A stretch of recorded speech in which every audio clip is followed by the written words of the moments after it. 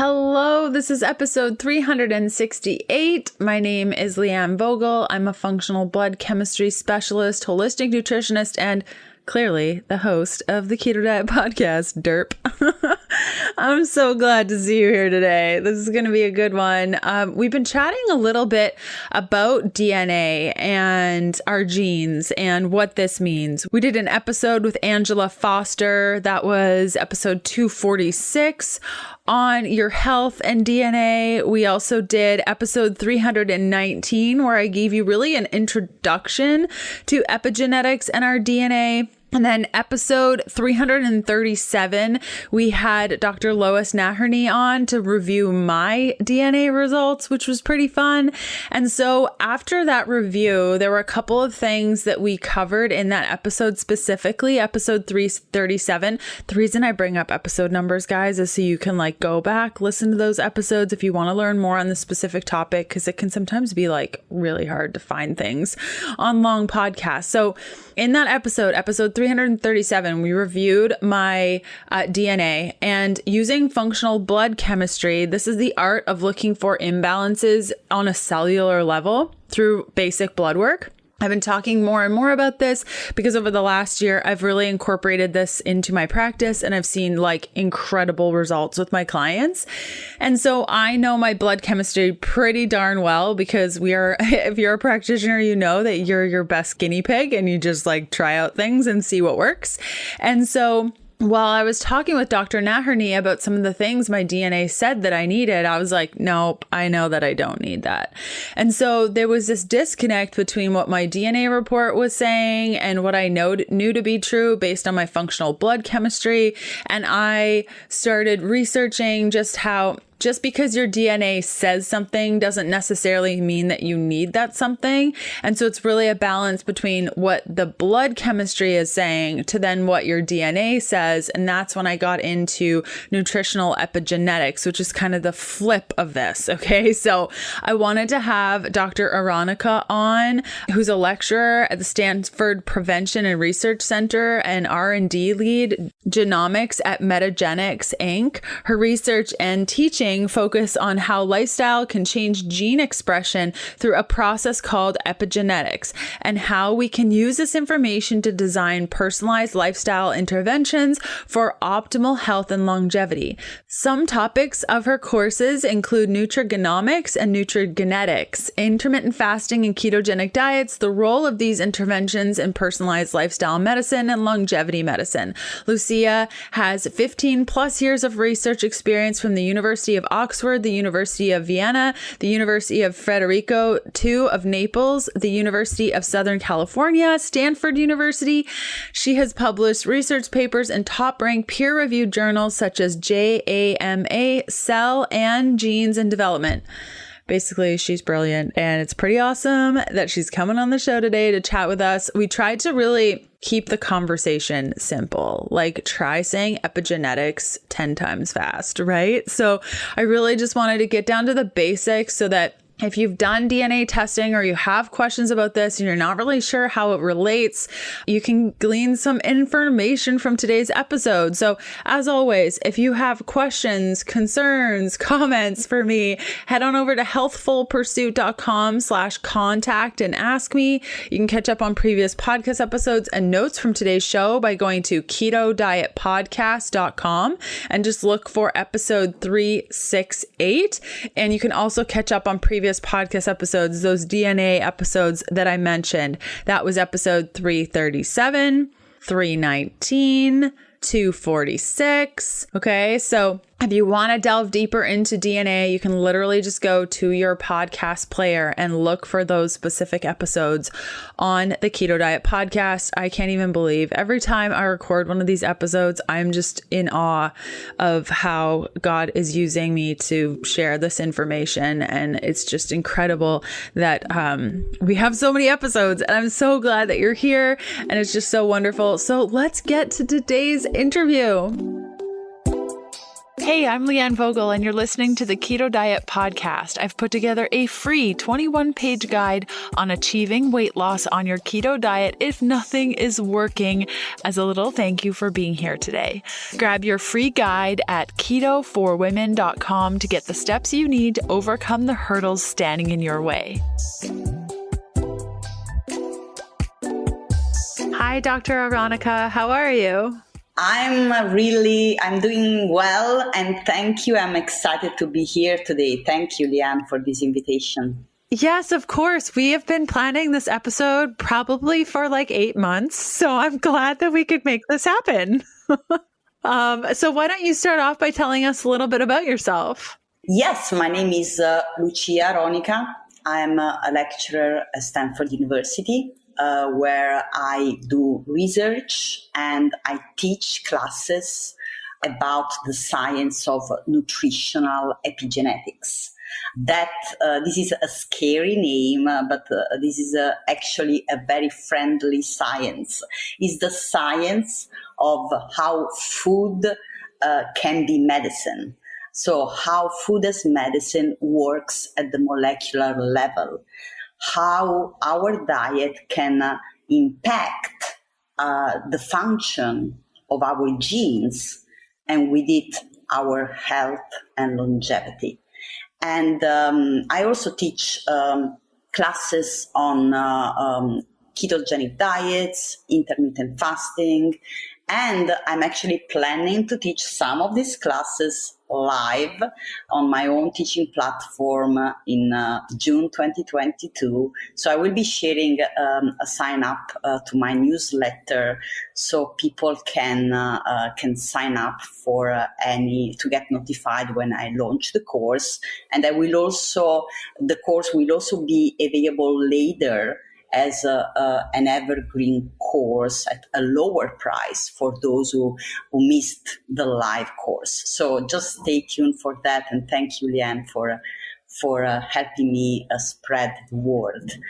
I am also, in general, passionate about democratizing the science of healthy eating by making the complex easy, actionable, and fun. And that's why teaching is one of my greatest passion, because I think that science, I understand that science can be very complicated, but can also be broken down in small bites that are accessible to everybody. And science can help people live a healthier, longer life. And I'm here to facilitate this translation process from the complex to the easy, to the actionable and fun. Great. And so when it comes to nutritional epigenetics, does one need to have like a DNA test and understand what their genes are in order to kind of delve deep into this? Thanks for asking this question. This is one of the most frequent questions I get from my students who sign up for my courses. The answer is no. I mean, my courses teach also about nutrigenetics, which is what you are asking about. So how our genes can modify the way we respond to food. I'm talking about food allergies, but also whether we can absorb some nutrients, how much of these nutrients we can absorb. For example, how much folate we can activate and use from the spinach we eat, right? This is also influenced by our genes. This is nutrigenetics. So is the first part of the equation in the field of nutritional genomics. So genes affect the way we respond to food. The flip side of that is nutritional epigenetics, which is how the food we eat can affect how our genes work in the cell. So it's the opposite, it's the flip side. So my course teaches both parts and basically tells you, okay, you have these genes and these genetic predispositions. This is your baseline. This is your start line in your journey to a healthier you. But then, really, the race, the path, is the flip side, is the nutritional epigenetics, is the food choices you make every day and can impact the way your genes work.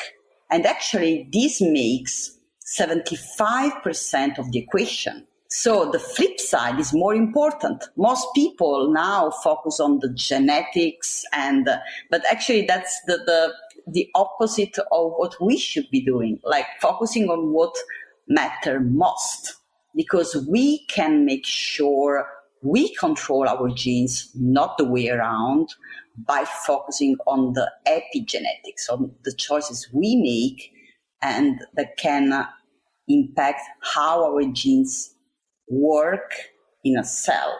After all, think about that. I will make a practical example. There are some genes that can predispose people to have a higher chance to get breast cancer. I think some women in your audience may be familiar with a gene called BRCA1, and because Angelina Jolie was a carrier of the risk variant of that gene, and then decided to do like a preventative breast surgery because she knew she had a higher risk of developing breast cancer, right? So this is genetics. This means the sequence of the gene, the letters in the gene, where she was carrying a higher risk based on the sequence of the gene. Now, we scientists in the field of epigenetics found out that the same gene, BRCA1, can also be not working actually in the cell because of an epigenetic modification, which means the genetic sequence is okay. If you take the test, they will tell you you don't have the risk variant. But then actually that theoretically working gene is shut down. It is turned off. It doesn't work at all in your cells because it has been turned off. So it doesn't work because of an epigenetic modification. So that's how powerful epigenetic is. Even if you have the best genetics, the best genes, and those genes don't work in the cell, you're basically turning off your genetic potential. And nutritional epigenetics can do the opposite, can turn on your genetic potential, can make sure that the good genes you have are actually working for you and not against you. And even the one that are risk variants, actually you can optimize that function so you can make the best out of it.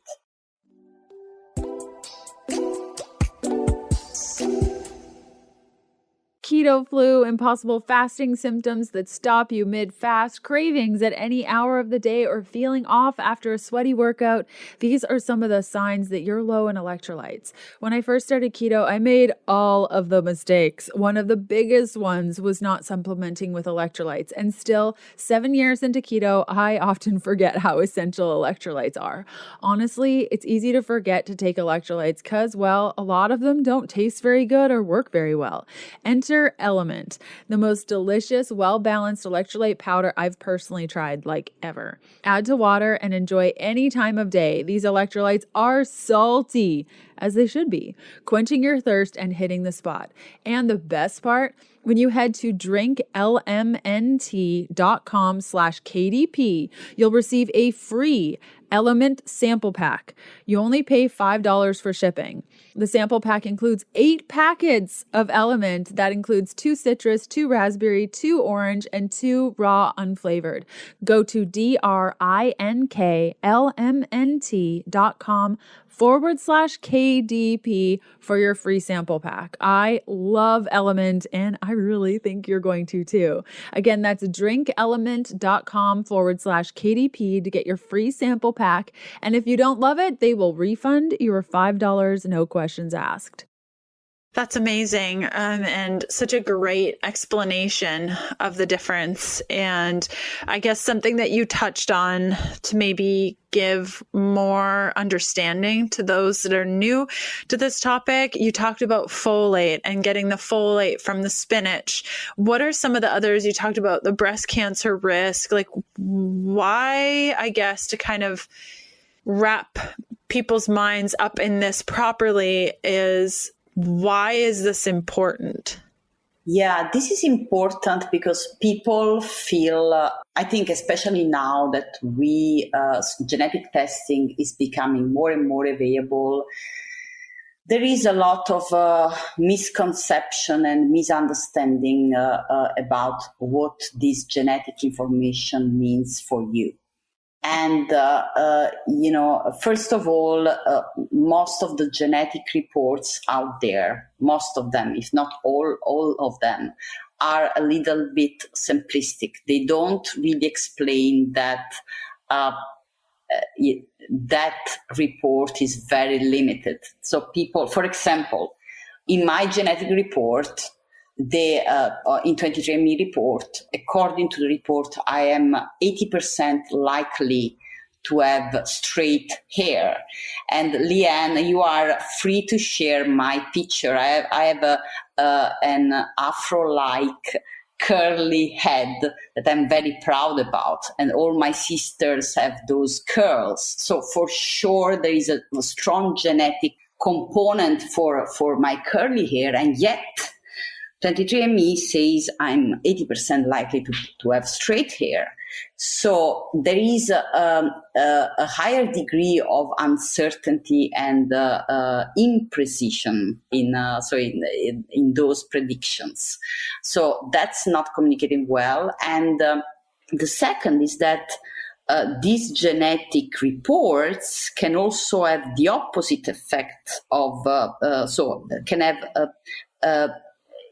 people can, on one hand, people might feel empowered to take action. This is called a placebo effect. To say, okay, I need to eat more folate because I'm not absorbing that, so I will eat more spinach. But on the other hand, people can also feel discouraged and say, okay, I have bad genes, so, I might as well enjoy life and do what I want. And this is called nocebo effect. It's the opposite. So why this is important? Why is it important to teach people about nutritional epigenetics? Because people can feel empowered and actually know that they can, with their lifestyle choices, make sure they control your genes, not the way around. And I think people don't realize very often that they really 80% of the equation is in their favor. They just need to take ownership of their health. And this is tricky. Sometimes people, are scared also to know that they are responsible of their health, right? It's easier to think, I have just good or bad genes. But, I want to empower people to say, look, yes, you have the responsibility of your health, but this can be actually an amazing thing.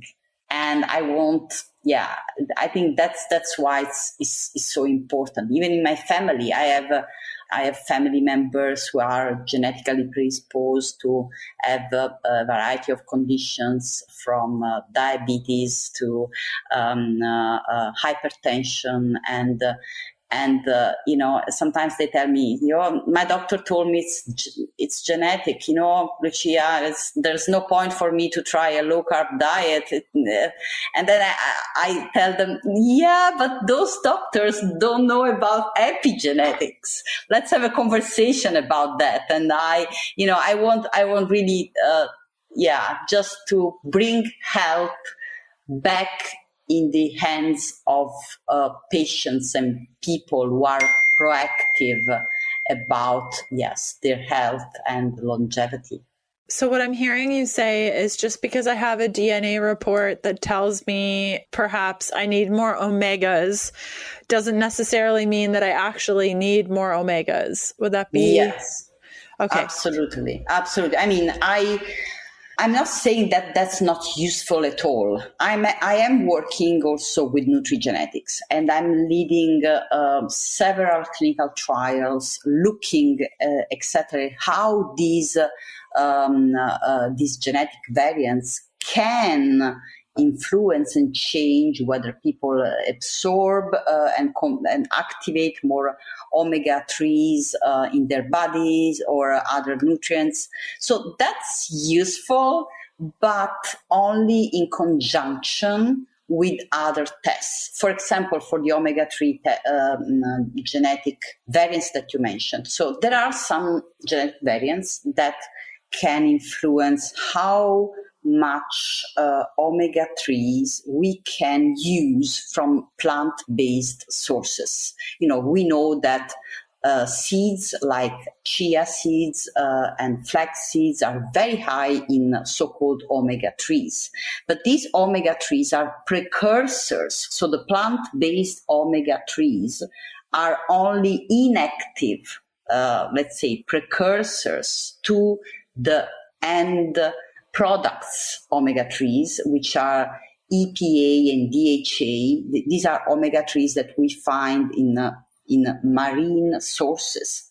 So like, for example, fatty fish, salmon, for example. And so the point is some genetic variants can affect the way our body uses these plant-based omega-3s to produce the active ones. So it might be that you are eating a lot of chia seeds and flax seeds thinking that you are actually producing the omega-3s your body needs, and because you don't have the enzymes that do this work, do this job functioning properly, you are actually not getting what you want.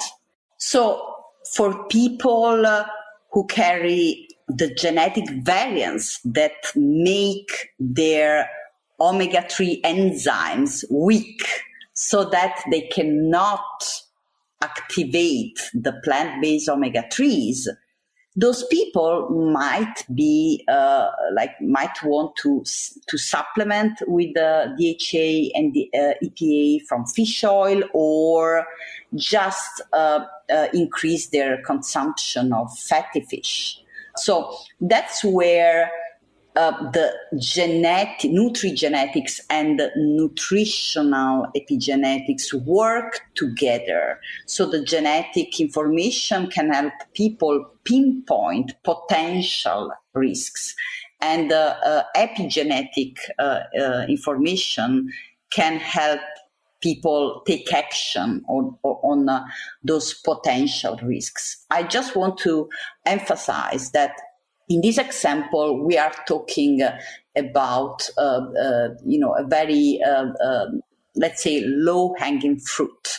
There is not so much risk associated with taking a DHA supplement, but there are other interventions that really require more in-depth genetic analysis, because genes work in concert. So looking at only a couple of genes doesn't really mean anything. And a comprehensive functional biomarker testing that really makes sure that actually those genetic predispositions are really working, for the patient or against the patient in the body. For example, in the case of omega-3s, some people may want to check their omega-3 levels in the blood before modifying their diet. Now, in this case, it's, as I mentioned, it's not like a big deal. Omega-3s are almost universally considered as a good thing for you. So, if you increase your consumption of fatty fish, I think most doctors would be fine with that, right? It's not like something that requires a lot of physician supervision, but it's just to say that carrying those genetic variants that predispose you to get less omega-3s from your plant-based ones doesn't actually mean that you really have in your blood low levels of omega-3s. It depends on other genes you carry, whether you are already eating fatty fish. That was what I am now emphasizing here. Genetic testing is only one component of a more comprehensive functional testing that any physician should be doing for their patients.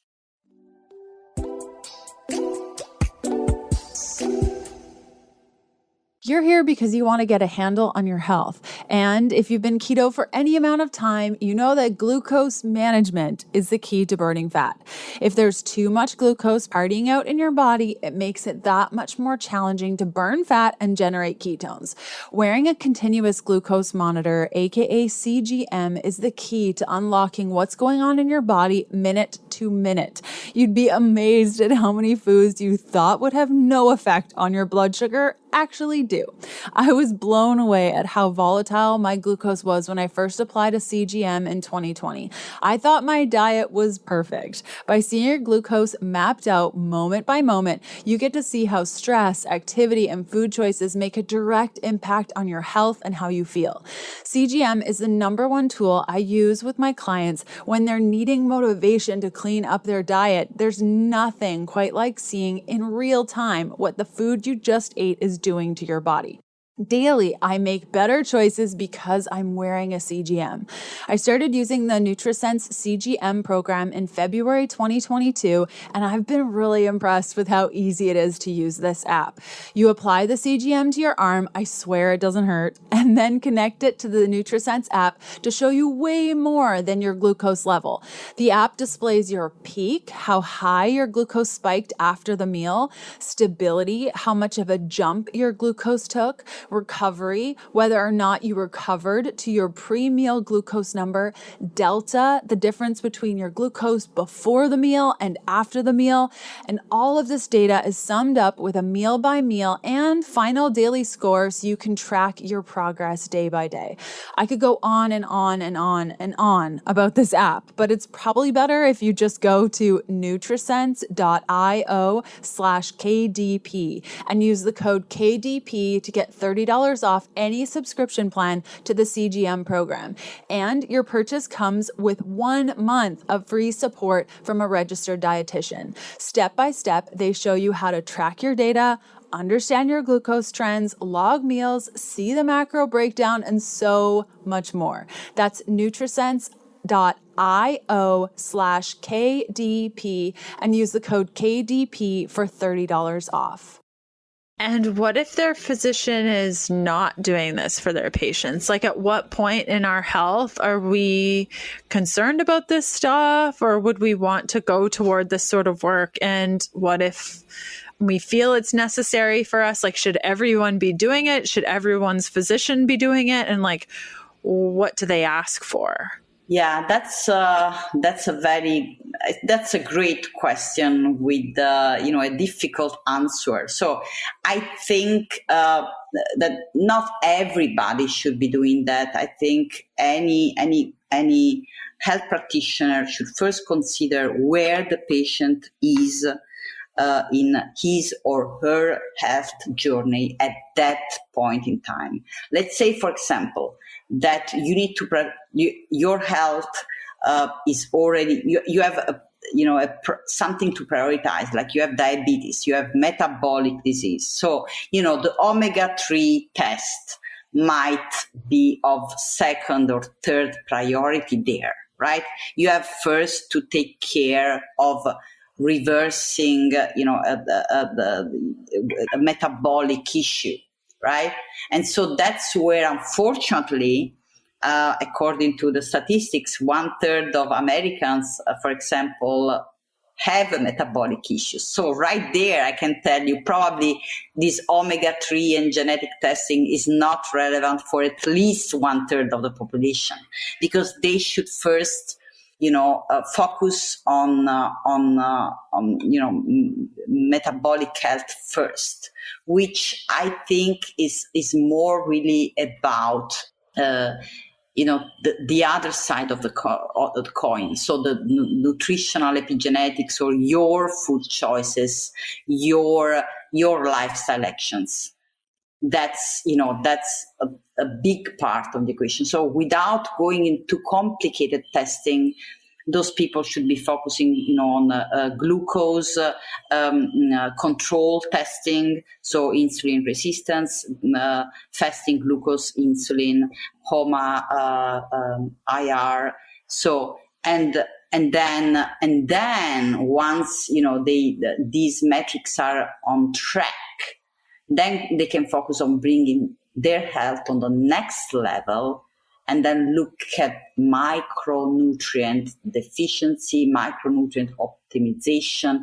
Again, I think the genetic parts. So I look at health as many students ask me, what is the best diet? I think the 80% of the equation, we all agree on that, right? A healthy diet is made of whole foods, nutrient-dense whole food and whole food based, right? I think 80% agree on that. Then there is a 20% of the equation that we all disagree on.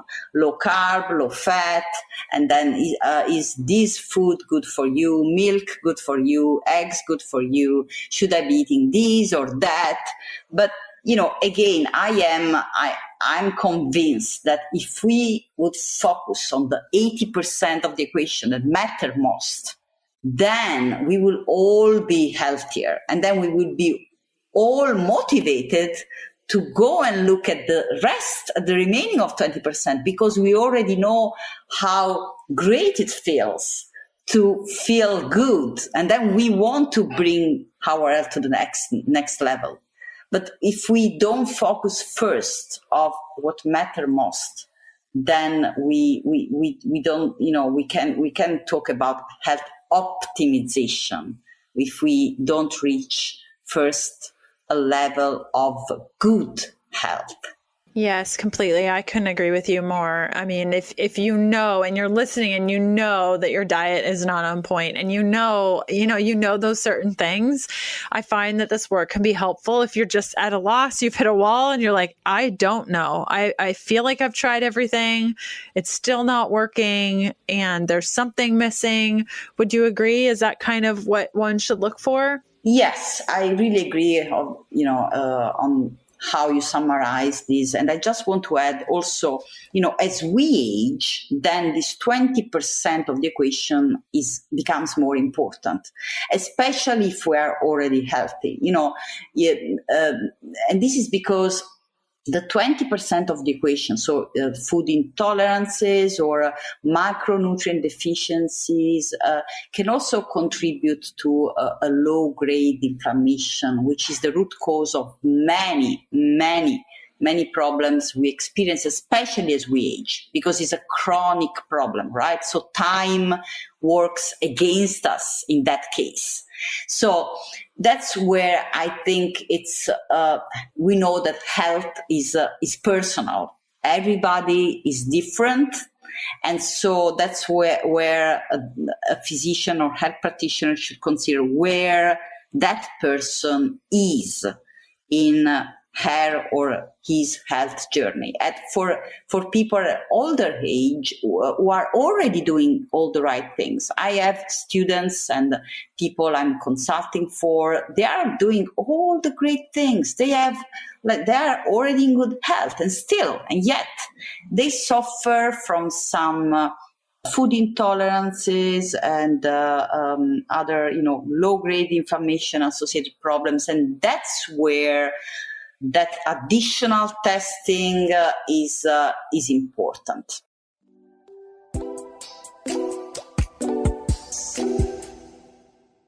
I really hope you're enjoying today's episode. I'd love to see where you're listening from. You can snap a pic and tag me at Leanne Vogel or leave a review for the show on your favorite podcast player. It helps me out tremendously. Okay, back to the good stuff. Yes, completely. Something that I've noticed in my practice using functional blood chemistry, which is looking for patterns in blood work, much of those patterns relate to nutrient deficiencies, specifically things like iron, B6, vitamin C. And when you adjust that and really figure out the root to those items, B12, another really, really big one, zinc, a lot of that comes back into balance. And it's so interesting. Like I knew nutrients mattered, but they're really essential for ongoing health. I mean, for example, B6, if you don't have enough, the cysteine isn't going to be supported. Your homocysteine can do wacky things that can lead to inflammation. And so, there's all those precursors to those various things, which when lacking can result in inflammation. And I see that time and time again using blood chemistry.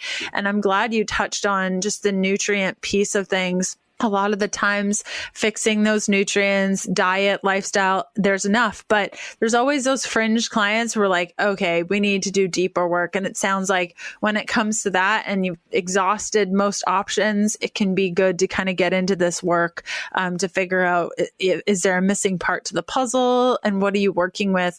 I guess you touched on it a little bit of just that feeling of, how am I even supposed to get a handle on this? There's so much wrong. Like I remember going through my genetic report with somebody on the podcast, actually. And she's like, this is going to be kind of boring because everything looks really good. But I know sometimes whether it be in somebody's past, they've had a 23andMe done or something like that. And they hear people talking about genes and they're like, yeah, no, I have no control over this. And this is all just busy work. What do you maybe have as a message for those people as it relates to this work? Yes, I first of all, I understand. I understand there is a lot of confusion among health practitioners, physicians, clinicians, and patients around what we can actually do with this information. It's also interesting, but how can we make that actionable? And so I think my first answer is the first thing is just setting our expectations. We expect from science like certainty, like a prescription, but that's not the use of genetic and epigenetic information now in medicine. Is more an indication. So first of all, if we set our expectations, not to say, okay, give me a prescription. No, it's more like, okay, I'm taking this tests because I want to know my biology better. But biology is complex. Science is complex. So the expectation is not, okay, now I get a prescription. It's like, okay, this is a necessary step because yes, this is complex stuff, but it's about me. And, it's, I want to know more and to get a more precise path, like treatment path, right? So first the expectation, and then I think what I am working for clinicians and patients in my work is trying to curate this genetic information in a way that clinicians will get a sort of scoring system to say, okay, I get this genetic report and I can have the score of how scientific, what is the strength of science associated to that genetic prediction. And there are official guidelines by the Nutrigenetics Society that can tell you how strong is the science based on whether that science comes from animal studies, from small human studies, from big human studies. That's the jungle of information out there on genetic reports. You hear about this gene that, can affect your health in this way, but you don't know whether this is based on a mouse study, a study done in mice, or a very small human study. You don't have any way to assess the scientific information. So even clinicians don't have that. So what I'm trying to do in my work is come up with a system, a score, that basically one day you will have the genetic report, the clinician will read it. So we'll say, and the genetic report will aggregate the information from all your genetics for example, for each pathway. Let's say there is the glucose control pathway. So you will have all your genetic variants computed in sort of score. And I will tell you, there is the level of scientific evidence there is 5 stars, or is 4 stars, or 3. And the score of your patient is 7 out of 10. And then for those who want to go deeper, then they can go and look at the single genes. You know what I mean?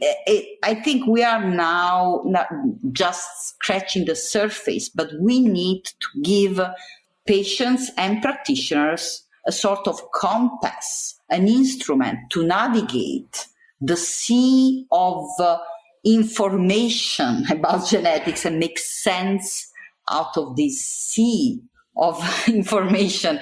Otherwise, they are not landing, I think, for sure, necessarily to a better place in terms of health. Yeah, completely. Because it can be very overwhelming and really discouraging. So I'm glad you're thinking of that and can provide some insight into that. And wow, this time goes by so quickly. Can you tell us a little bit more of the course and things that you have going on, where people can connect with you, and some parting wisdom, if you have it, on what you've shared today? Yes, so I teach all these courses on epigenetics and genetics at Stanford. I have been teaching for 5 years professional development certificate courses on this topic. And I am this year I decided to launch my own course. Will be the first version of this course open to the public on my own teaching platform.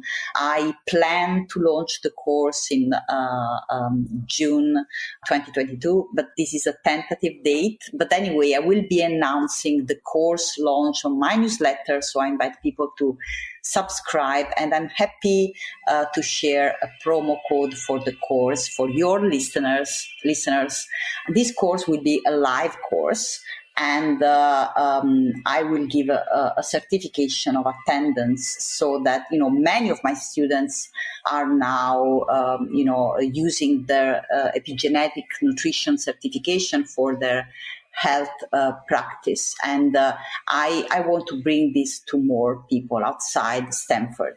This course will be also offered as an evergreen course after the completion, and for a lower rate. So I will share all these updates on my newsletter. So I encourage your audience to just sign up if anyone is interested. And you can learn more about me on my YouTube channel. I publish many of my lectures at Stanford on my YouTube channel, and I have now a series of short clips going live every week. I called those clips Dr. Aronica's Healthy Bites. These are clips of 1 to 5 minutes from my lectures with the top experts in the field of healthy longevity and healthy eating. And again, my goal is to bring to to break down the sciences in small bites for people to democratize the science of healthy longevity and living, because I believe that health should be accessible to everybody. That's wonderful. And thank you so much for doing that work out in the world. That's just fantastic. I'll be sure to include all the links to your YouTube and program and newsletter and those sorts of things in the show notes. So if you guys are curious about that, you can just go to ketodietpodcast.com and look for today's episode. And then, check it out. Or if you're listening to it on a specific player, you should be able to click around and find the show notes directly on that page. Dr. Aronica, thank you so much for coming on the show today. I really appreciate you taking the time to share your brilliance with us. Thank you very much, Leanne, and thank you to your wonderful audience, hungry for new knowledge and new health heights. Wonderful. I hope you enjoyed today's episode. Again, if you want to learn more about DNA, I've heard some really, really great feedback on episode 246. That was quite some time ago, but Angela Foster came on and shared some stuff on there that you guys really loved. And then episode 319 and 337. Also, you can connect with Dr. Aronica using the links in the show notes today. And so I hope you will enjoy the rest of your week, and I will be back here next Tuesday for another episode of the Keto Diet Podcast, and I hope to see you there. Okay, bye.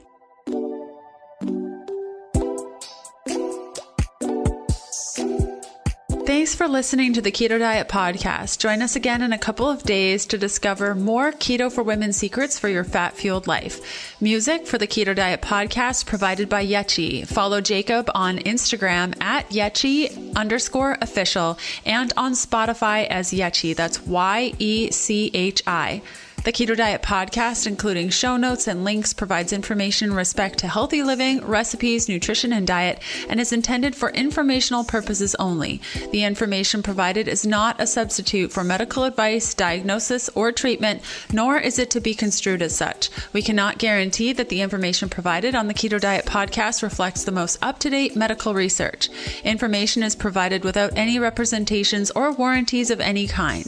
Please consult a qualified physician for medical advice, and always seek the advice of a qualified healthcare provider with any questions you may have regarding your health and nutrition program.